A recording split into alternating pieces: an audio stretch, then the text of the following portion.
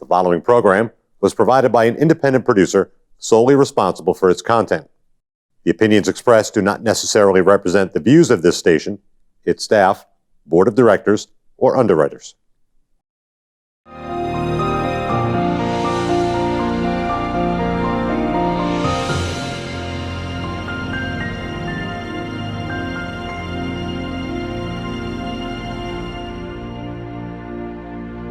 Hello, and help me welcome Laura Colquhoun.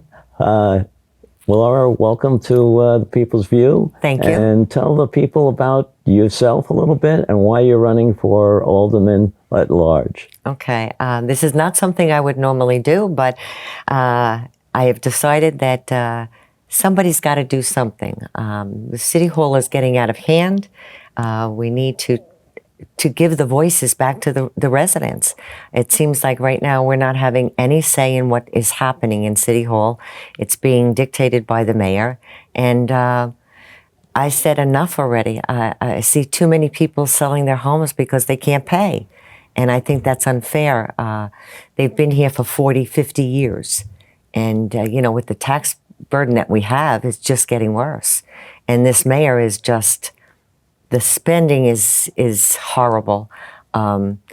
He's not being honest with the residents. I've just researched the commercial properties. We've already given out through the beginning of July $100 million worth of assessment. Mm-hmm. So when you have commercial and residential, if your assessments on your commercial go down, it's got to be put on the back of the taxpayers. Yeah, right. So.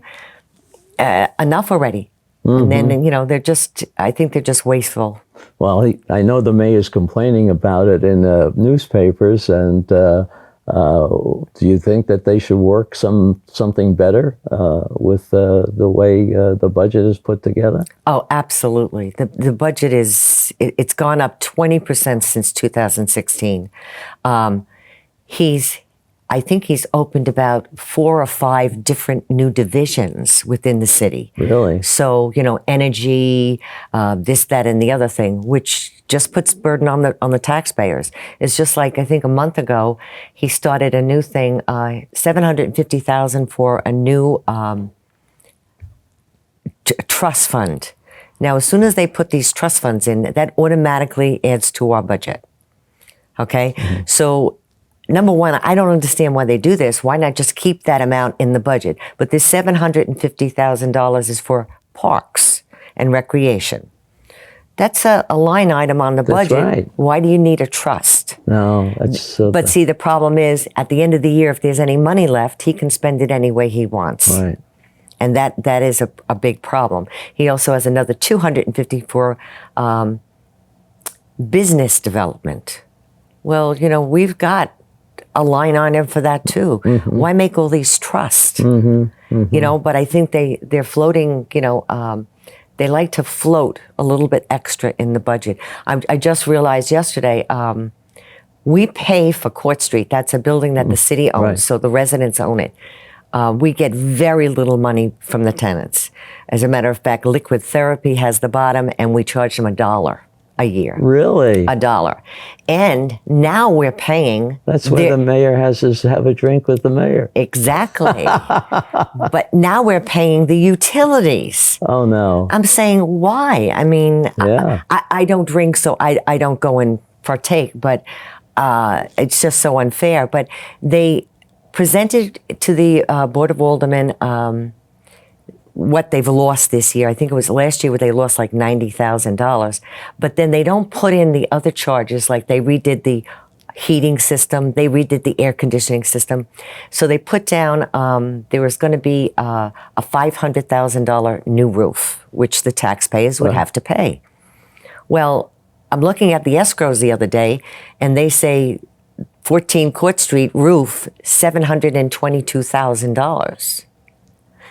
I'm saying, what happened to the $500,000 you told the board? And then I realized that they're not being honest. and telling the residents that this is, they put it in some, other account so you can't track it. That's a big problem with the city, is they like to divert the accounts so you don't know where it's coming from. Right, right. But Well, I know they always played that game before. They got into a lawsuit when they were exceeding the budget. Oh yeah, I mean, and I understand the spending cap, but the mayor is probably very upset with it. But we've gotten out of hand with this stuff. It's like I watched an infrastructure meeting yesterday on Channel 16. You can replay it, and they say, "Oh, Tim Cummings says, oh, the residents won't pay for it." And, you're looking at them saying... Somebody's paying for it. Of course the residents. So they started this thing, the TIF program, Tax Incentive Program. And what they're doing is they're taking assessment money and putting it into this TIF program. So they're taking it away from the general fund so that you and I can't use that money, but they can use that money any way they want. Oh, gosh. And, Mr. Cummings was just going, oh, we're going to put a new bridge up. We're going to do all these sidewalks, this, that, and the other thing. And I'm saying, this is $1 million. And then he says, oh, and we'll take out a bond in November. And I'm saying, enough with the bonds. They've already taken out since 2016, $140 million in bonds. Yeah. Well, you know what? I don't want my grandchildren and their grandchildren to be paying this off for the rest of their lives. It's not fair. And they won't make that public? They kind of slip and slide about it. Slip and slide. So you're going in there and asking for some public records, which are your records for you. You paying for all that stuff. Yes, but they're really clamping down. No, they're clamping down. And now, a year ago, we could go in and review the records, no problem. Now they have monitors. They have to have a monitor watching us. Why? What do they I don't know. do? We can't figure that one out. Oh, they haven't stopped you though once they get there? Or well, what? Where it was open from 8 to 5, you've got to now make time. And if it's like after 1 o'clock, they say, oh, we haven't got time to watch you anymore, so you have to leave. Huh. But they took, in assessing, there was, ample room to open up a folder or a book or something and look. You now have a space about this big. Oh. That's it. So we may have to sit on the floor and do our work. But, Yeah, you sit on the floor, they might arrest you though. I'm afraid. I go in there every time and I'm saying, I'm not going to be arrested this time, am I? I mean, they're making a name for themselves with this, the way it's supposed to be open and, it's the people's records. Yes. And the sad part is they don't stand up that much for the resident. A typical example is when somebody was arrested, the email system was down in City Hall. And these abatements were so important to get. They were timely. Right. You had to get them in. They have to be stamped and initialed to say that you gave it, and they give you a copy of it. But assessing wasn't open. Nobody was open, so you try to get the legal office just to say, stamp this, initial it, right. and, I'll leave it here and everything is fine. And basically, they didn't want to take them. Oh, gosh. Okay? And that would have hurt a lot of people, because they had like 189 abatements. And it's just like all this money going back to the commercial. These are from 2018, 19, and 20. So it has nothing to do with the pandemic.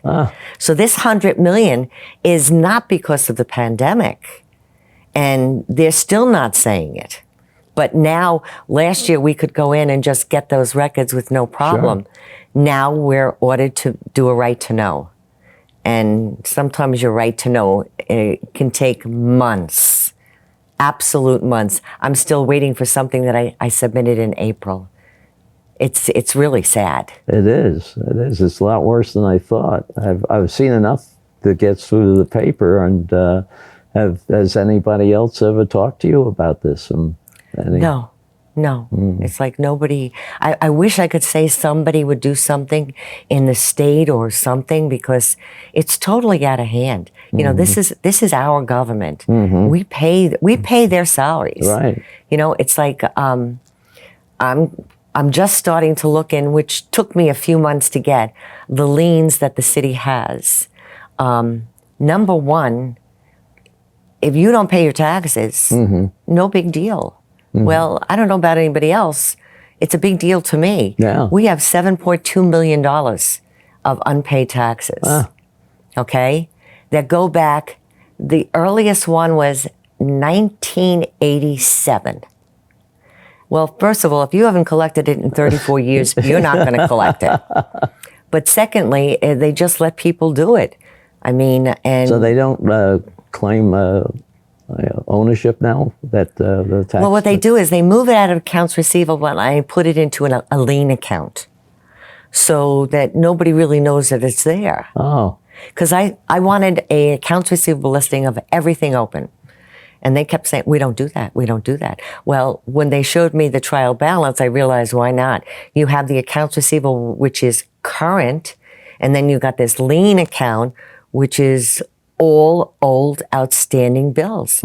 And you look there and you say, this is hurting the Nashua resident. Right. Instead of getting another lawyer to go after your residents, why didn't you get a lawyer to go after the people that didn't pay their taxes? Okay, Right. but they won't do that. Just like, instead of getting all this, you know, another energy manager, why don't you get 2 more people in accounting and have them work just on collections? You know, I'd like to know if they make any calls to say, hey guys, you're late. And I have heard, there was a friend of mine who, you know, something happened in her personal life. She forgot to pay her taxes, which happens. And the next bill, she saw that and she paid it. But she said to me, you know, they didn't even give me a second request. So if you're not asking for it, yeah. you're not going to get it. Yeah, right. I mean, that's how I look at it. So, yeah, I'd like them to do more with that. Collecting $7 million would help us lower our tax Sure. rate. And they're not doing it. It's just like, I look at, you know, Mayor had 9.4 million. And he only gave us 4.2 million. Well, that's because he wants to keep the other money and spend it on other things. And I think that's unfair. It's just like, as I was saying, they just sold the Burke Street property, which they bought in 2015. So they sell it now in 2021 for a loss. But, you know, I asked about putting that money against the bonds that we owe on it. And they basically said, no, they use it for other things. And I'm saying to myself, so the taxpayers are going to be paying on a building until 36 or 39 on a building that they don't have. Yeah. And I don't think that's right. Right. No, that should be paid off right away. Yeah, we have to start running this town as this city as a business. And cut expenses. I mean, I look at the checks sometimes. I mean, I look at the amount of money that we paid. We paid close to $100,000 to paint the barriers. Guys, I'll tell you, I would have done it for free. I would have done it for free. I would have even paid for the paint. But did we need them? No. That was, somebody else was telling me that another town here in New Hampshire that did it for, you know, pennies, and it looks better. Yeah, I mean, you know, I don't know what he wanted it to look like, but you know, now they've decided they're not happy with the design on the performing arts, so now it's going back to the architect. You know, when is it going to? I didn't hear that one, because that, first of all, it's overpriced now. Yes. I mean, the whole fiscal approach on that was terrible. Well, if you listen to Tim Cummings at one of the meetings, he said we're still like $6 million short. They're going to ask the taxpayers to pay it. Sure. Okay, sure. and I think that's going to be unfair. It's just like I did have to do a right to know, because August 31st, they should have had the final count on how much they've collected from, you know, individuals or corporations or something the like that. Donations that never was met. Well, I'm not getting my answer in 5 days, okay? They told me they're still working on it. But, you know, it's just so unfair because they keep us in the dark on things. Well, tell me a little bit about your business background, why you're pretty good with the numbers, and how to look at the reports and see what really is behind them. I've been in accounting. I was in advertising for many years in New York. Went to a mortgage company, and I worked for legal services. And then I came up here and I got a job, you know, a few accounting jobs, one in, you know, all different things, but still keeping my fingers in the figures. And I love figures, but I also like people that use common sense in dealing with figures. You know, like I said, if you have a car and you sell the car, you got to pay the car payment, you know, the car off, and not, you know, leave it on for the next 2 or 3 years. And this mayor just doesn't look at it that way. And also, you look at around town, he puts so much money in downtown. But in 2014, I actually talked to the mayor about the streets, because in my neighborhood, you can't walk on the sidewalks. You got to walk on the streets, and some roads are tougher than others, you know. And you know, he said, "Don't worry, I'm going to have them fixed." Well, I'm still waiting. So now I just pray every day when I take my girls out for their walk that we don't get hit by a car, because we're in the streets because there's no sidewalks, and the sidewalks that are there are so deteriorated you can't walk on them. So, you know. But there's other areas in town that he should be looking at. And he's not. And no, he's only looking at the ones that get the most attention. Yeah, I think, but he's closing his eyes to the fact that if you look at downtown, you go to certain areas,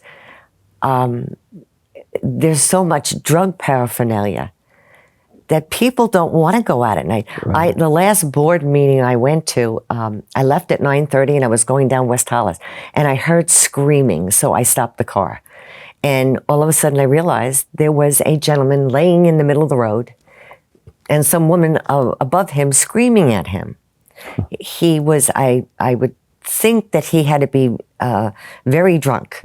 But I'm saying, you know, that you go to, you know, the courthouse or the city hall, you find all this paraphernalia, and people are not going to want to deal with that, you know, at night when they're leaving a theater. No.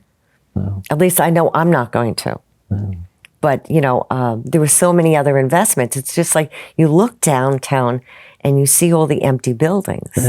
And, you know, a year ago, I asked Mr. Cummings if he could give me an analysis of what buildings were, you know, vacant. And he said, "Oh, the city doesn't keep track of that." And meantime, then I looked at their Standard & Poor's report that they submit, you know, and it says, "Oh, we have 7% vacancy." And I'm saying to myself, they don't keep that. And that's another thing just made it up. I looked at these, what the city submits on Standard & Poor's, and I got to tell you, it was a joke. They've submitted basically the same report since 2016. And I don't know about anybody else, but this city has changed a lot since 2016. And it was just like a fairy tale.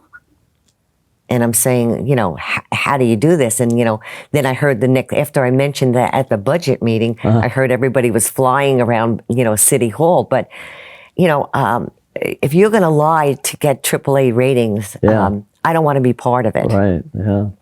But, you know, this is what he does. You know, everything is in la-la land, and I like to face reality, you know. Do you have people helping you? Do you need people that can help you with literature or calls or anything like that? Well, I've been very fortunate. I've got in touch with a few people from the GOP, some independents, some, you know, that are all willing to help, and they've been very, very good. Thank you, because I didn't have a clue on what to do. So they've been guiding me, and Okay, Yeah, good. as a matter of fact, there's one gentleman, David Pierce. I yeah. didn't even know him, Yeah. and he called me up and he said, "Oh, if you want me to help, yeah, I can." And He's been around a long time. yes, and he's been fabulous. So I enjoyed him very much. But yeah, they'll be seeing more and more signs going up. As I said, I just want to take the city back and give it to this, the residents. These Board of Aldermen, they should not do what they feel is they want to do. Right. They should feel what their constituents right. want. Right. It's what the residents want. And they're willing to give you lots of, you have to be able to filter what they have, but there's lots of people that are saying, hey, why not? Why aren't we doing this? Yeah, and another big thing that I'm going on is vote no for the charter change. Yeah. This is just a pure power play by the mayor. As a matter of fact, I took it upon myself. I called the 3 commissioners to talk to them, to get a background on them. It's, they're nonpartisan, very nice, willing to talk to me. The thing that scares me is the mayor is not willing to say why he wants this. No. So there's some things behind the scenes that we don't know, but and they can't even get his aldermen to do it, and usually they follow him with everything. Yes, but some aldermen, Tanza, Harriet Gathright, Klee, and Lopez, they actually signed the petition. Oh yeah. Which I felt was a little outrageous. I'm more upset over the fact that if you look at the petition, it mentions Section 141. If you read the charter, which I have, Section 141 tells you what you need in order to get this on the ballot. But for some reason, our city clerk didn't use that 141. So instead of like the 6,900 residents that had to sign the petition, they passed it through with 1,500. Really? Yes. Okay, so it's these little sneaky things that I don't like. Oh, that's terrible. Yes. But it's something that we're going door to door because most people don't understand it. And most people forget that we had aldermen go to jail in the late 1990s because there was fraud. Right. This is why the city of Nashua is done. The governor gets the names. He gives it to the council, the executive council. They vote on it. They just renewed one of the police commissioners the end of August. Oh. And it was unanimous. So, I mean, we've got no complaints with these guys. And I got in front of the boards and said, if it ain't broken, don't fix it. I'm old-fashioned, and I like the way it is. I like keeping politics out of the police. And I think every resident should be like that. But... And the other groups are working well too. I mean, the other commissioners, why, not even use the, I was surprised he wanted the personal thing. I mean, that is more blatant than anything else. But, they elect the other ones, all the commissioners of the fire department and the public works. Well, I think there was just too much there's been like 3 episodes throughout the 100 years of fraud. So, that's why the governor has the right. Yes. Okay. And you know what? There's a lot of politics. It's like I love when people say, "Oh, this is a nonpartisan race." No, it's not. I saw somebody did something and they showed us. It's like right now the whole board is Democratic. Yeah. The Board of Education is like 95% Democratic. I want a diverse thing. I would like some Republicans. I'd like some undeclared, on the board to get a full idea. It's just like we have Gloria Timmons, Jordan Thompson, and Harriet Gathright are all related. I don't want a family running. I don't want a family running it. We're trying to find out if Shoshana Kelly is part of that family too. I don't want a family running this town. No. I want 15 different individuals that represent their wards. Yeah. And we've got to work hard to get it. And it wasn't too long ago when we had at least 5 or 6 Republicans versus the Democrats on the Aldermanic chamber. and it worked out well. I Yeah. thought, well, it worked out fairly well. They were able to stop a mayor doing too much stuff. Well, that's what we got to get back to. Yeah. We've got to have more people that says, wait a second. In following all this stuff, I appreciate Tracy Pappas. She's a Democrat. We probably don't agree on a lot, 50-50, let's say. But I love her because in the meetings I listen to her, she always says, how is this going to hurt the Nashua resident? Right. And I respect her for that because she's always looking into it. In looking over the 141 Burke Street, she was one of the people that said, no, I don't want to buy it. Yeah. And it proved that she was right and everybody else was wrong. And I love it when people do that. But I think, we need people like Lori Orlano with Tracy, I think, Right. and Shannon. We'll be able to stop a little bit more of this The spending. wasteful spending. Yeah. Absolutely wasteful. Yeah. So, but we got to work. Okay, well, is there anything else that you want to bring up? No, I'm going for accountability, transparency, and vote no for the police commissioners. All right, that's good. Thank Okay. you. I appreciate the time, and I hope you can come back in the last few weeks of October and tell us how everything's going. I will. I thank you very much for having me. Thank you. The preceding program was provided by an independent producer solely responsible for its content.